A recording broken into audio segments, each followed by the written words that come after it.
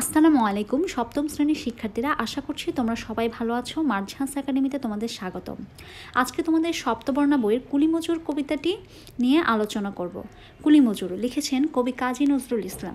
দেখিনু সেদিন রেলে কুলি বলে এক বাবুসাপ তারে ঠেলে দিলে নিচে ফেলে, চোখ ফেটে এলো জল, এমনই করে কি জগৎ জুড়িয়া মার খাবে দুর্বল। আচ্ছা, এখানে বলা হয়েছে সেদিন রেল স্টেশনে এক বড় বাবুসাপ, যিনি কি করেছিল, একজন কুলিকে ধাক্কা দিয়ে নিচে ফেলে দিয়েছিল এবং তখন কুলির চোখ দিয়ে গড়িয়ে কি পড়ছিল, জল পড়ছিল। তো কবি ভাবছে যে আমাদের এই জগৎ জুড়ে, এই পৃথিবীতে কি দুর্বলরা এভাবেই মার খাবে এবং দুর্বলদের প্রতি কি এভাবেই অত্যাচার করা হবে, কুলি মজুরদের প্রতি কি এভাবেই অত্যাচার করা হবে। তারপর দেখো বলা হয়েছে, যে দধিচিদের হাড় দিয়ে ওই বাষ্প সকট চলে, বাবু সাহেব এসে চড়িল তাহাতে, কুলিরা পড়িল তলে। আচ্ছা, এই লাইনটিতে তাহলে কি বোঝানো হয়েছে একটু দেখো। এই লাইনটিতে বলা হয়েছে, দধিচি বলতে বোঝানো হয়েছে, দধিচি ছিল একজন তোমার ভারতের একজন ত্যাগী মুনি। ওনার সঙ্গে তোমার এই কুলি মজুরদের কবি তুলনা করেছেন। বাষ্পসকট বলতে বোঝানো হয়েছে বাষ্পচালিত গাড়ি, মানে রেলগাড়ি।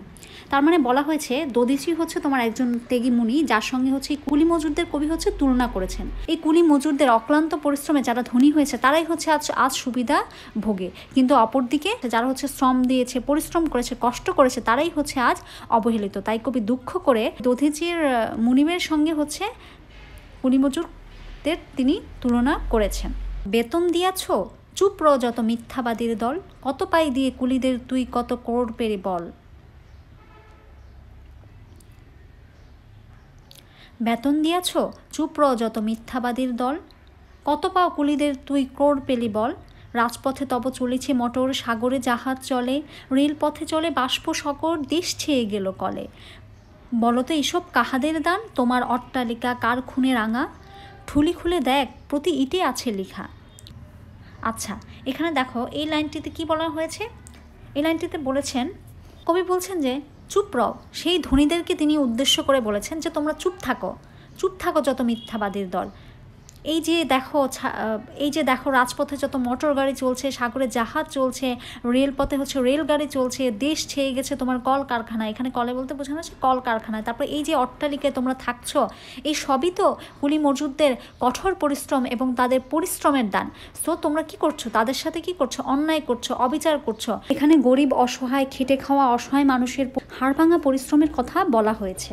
তুমি যে এত বড় অট্টালিকায় রয়েছো, এই যে রাজপথে মোটর গাড়ি চলছে, সাগরে জাহাজ চলছে, তারপর রেলপথে রেলগাড়ি চলছে, দেশে ছেয়ে গেল কল কারখানা, এই যে অট্টালিকা, বিশাল বিশাল দালান কোঠা, কাদের কঠোর পরিশ্রমে, কাদের খুনে রাঙা যে প্রত্যেকটা কণায় যাদের পরিশ্রমের কথা লেখা রয়েছে।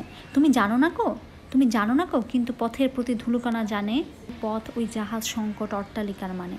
তার মানে বলা হচ্ছে, তুমি কি জানো না এইখানে যে কঠোর পরিশ্রম, এই যে শ্রমজীবী মানুষের অক্লান্ত পরিশ্রমে আজ তুমি খুব সুন্দর জীবন যাপন করছো। এগুলো সব কিছুই তাদের অক্লান্ত পরিশ্রমে। কিন্তু সমাজের এমন কিছু মানুষ রয়েছে যারা তাদেরকে কি করে না, যোগ্য সম্মান দিচ্ছে না, তাদের সঙ্গে অন্যায় অবিচার করছে, তাদের পারিশ্রমিক সঠিকভাবে দিচ্ছে না।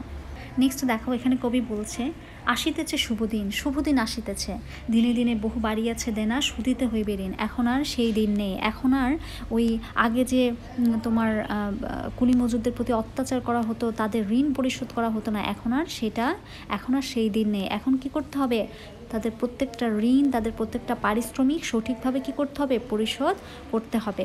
হাতুড়ি সাপল গাইতি চালে, ভাঙিল যারা পাহাড়। হাতুড়ি দিয়ে যারা এই যে পাহাড় ভাঙলো, পাহাড় কাটা সে পথের ধারে, পাহাড় ভাঙতে দিয়ে অসংখ্য মানুষের হাড় পড়ে আছে।